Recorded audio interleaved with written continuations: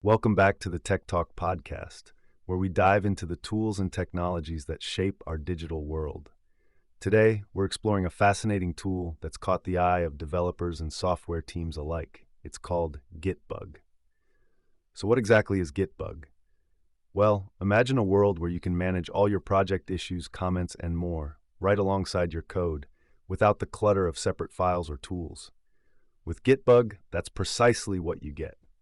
It's a standalone, distributed, offline-first issue management tool that seamlessly integrates with your Git repository. Now that may sound technical, but think of it like this. You usually manage your project tasks in a separate app or platform, but what if those tasks or issues could be directly embedded as objects within your Git repository? It keeps everything tightly connected, versioned, and organized.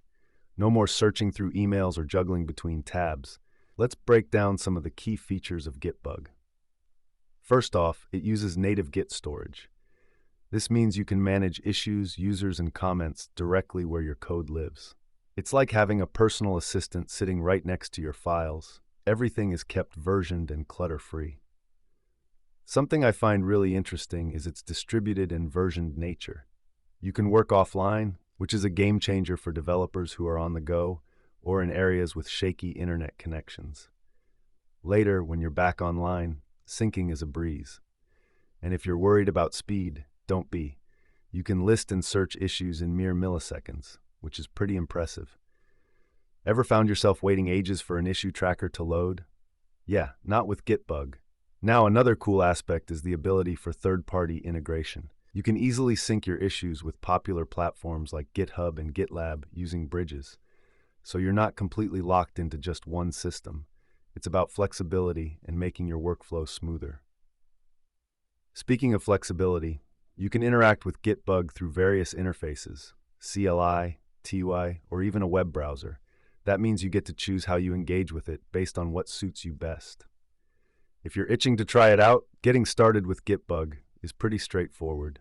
You can check out the detailed installation guide and dive into the documentation to really get the hang of it.